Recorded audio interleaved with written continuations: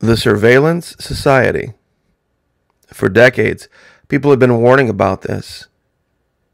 Cameras posted everywhere watching every little move you and I make in public. Where we go, who we are. Well, in today's video, I'm going to show another level of this. Something that people haven't considered. And by the end of the video, it might give you a different perspective, not only on the direction of your life, but also on the state of Florida. We have to go someplace else first, though. How many of you out there have heard the cup of salt story? It's a story about a family that lives next to a poorer family, and that poor family comes over on a regular basis and asks for different things to help them get through their daily life. Well, the mother in the richer family occasionally goes over and asks for a cup of salt. Now, one of the young children in the house begins to notice this and asks their mother, "We have plenty of salt. Why do you go to the neighbor's house and ask them for salt? We have plenty. Why do you need to take theirs?" And the mother replies, "Well, they probably are not feeling the best about having to come to our house and ask for things on a regular basis. There's a certain amount of shame associated with that. So I go over there and ask for salt to make them feel like they are also helping us, like we are on the same footing, to alleviate their shame." Now, this was something that the young girl hadn't considered. The amount of pride that would have had to have been swallowed by the people to come over, knock on a stranger's door, and ask for things, simply because they didn't have it. It goes to the 4 basic human needs for engagement. You need to have a sense of worth, amongst other things. The need for trust, the need to have hope, and the need to feel competent. No one wants to feel like a charity case.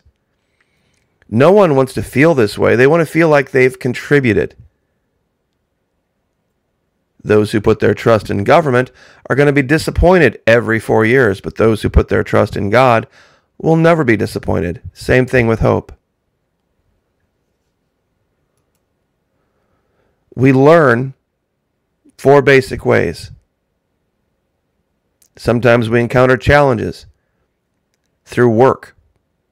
And I'm sure all of you have had this experience, if you've ever worked for a living, that after a while of doing something that's very difficult, perhaps it occurs to you to do it maybe just a slightly different way to get the same job done an easier way. Athletes do this regularly with practice. Minor tweaks to their technique and their form can take them to another level. But sometimes you can learn from just conversations. You meet somebody, you sit down, you have a conversation, and human nature gives us the handicap of sometimes assuming things. But then after a conversation with somebody, you come away with an entirely different perspective about who that person is.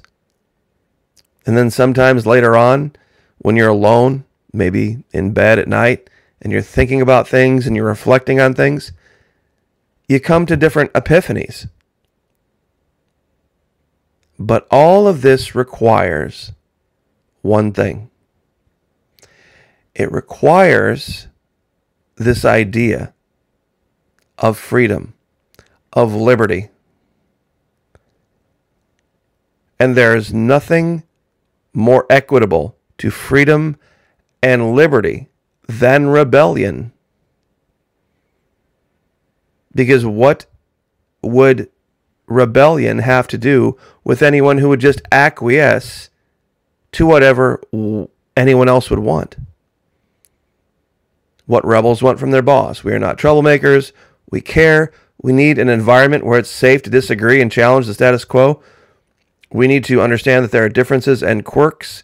We need challenges. We don't need anyone giving us lip service.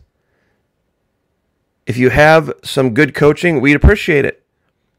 Rebelliousness is a positive behavior. Now, what does this have to do with cameras? What does this have to do with a surveillance society? I'm sure a lot of you are wondering. This is a long way to go.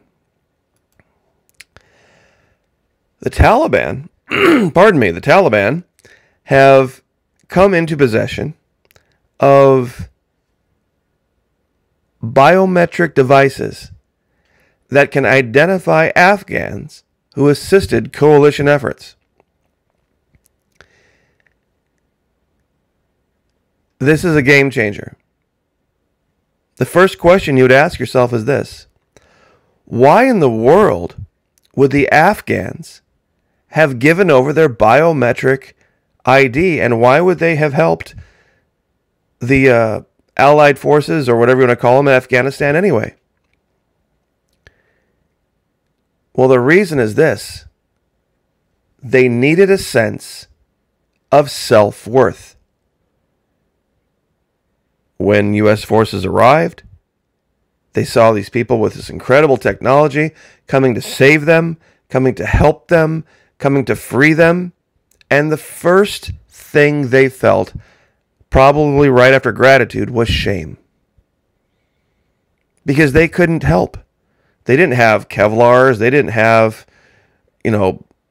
ballistic vests. They didn't have all of the equipment that the U.S. had. What can we do to help? What can we do to be of assistance? And so they turned all that information over. They turned all that information over because they needed to have a sense that they were helping, that they were doing something. Well, now it's going to come back to bite them, because the Taliban are going to use that to find these people and execute them.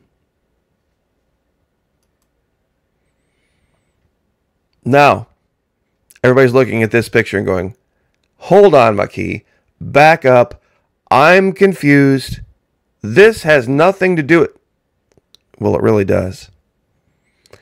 It really does. This is a website image for this place called OnlyFans. It's largely associated with some levels of pornography. However, these people that are on this platform are going to have an advantage. Do you know why?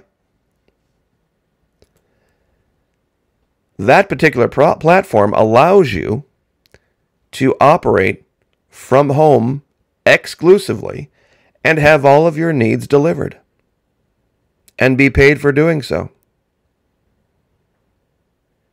Let me say that again. Participating in this platform for money is going to allow these people to step away. They're not going to have to participate in public, so to speak. They can have their groceries delivered through Instacart, everything they would need, and they can still earn an income. Meaning all those cameras put out in public to scan your biometric ID to see if you've been vaccinated or not. And that's coming. See, these cameras are going to be a lot more than just tracking people. They're going to be able to scan your iris from a distance. At some point, they're likely going to be able to scan your fingerprints from a distance. And your face. And they're going to know. And they're going to be able to send real-time alerts to businesses and different venues to look out for you and not allow you. And you see, it's not going to be a matter of you having to pull out your phone and show some kind of a passport. They're going to have the cameras set up to scan you.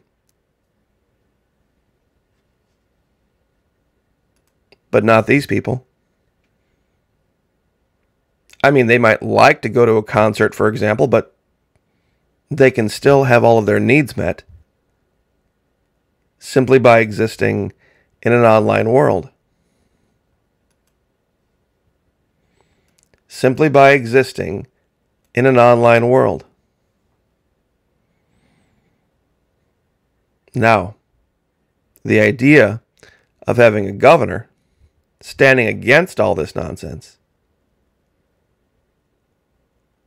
does that change your mind a little bit about America? Does this not show you how different Florida is? And believe me, we have many waiting in the wings to continue the path Governor DeSantis has set. Here's a great example of one, Byron Donalds. Well, it looks like that ran away from me, but Byron Donalds, Michael Waltz, Pam Bondi, even our Lieutenant Governor, Jeanette Nunez, all are set to continue the path of freedom. Continue the path of liberty, but make no mistake. Make no mistake. If you decide you don't want to move to Florida, if you want to stay where you're at and try some fool's errand to overthrow the liberals that have taken control of large swaths of this country,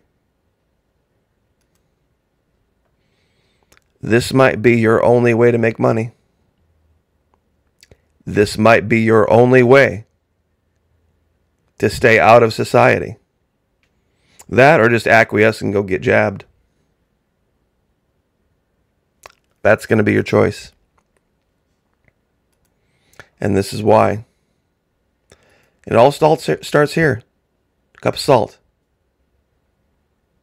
Giving people a feeling of self-worth has come back to backfire on these people. And I'll leave it there. God bless. Like, share, subscribe, and we will see you tonight on Twitch.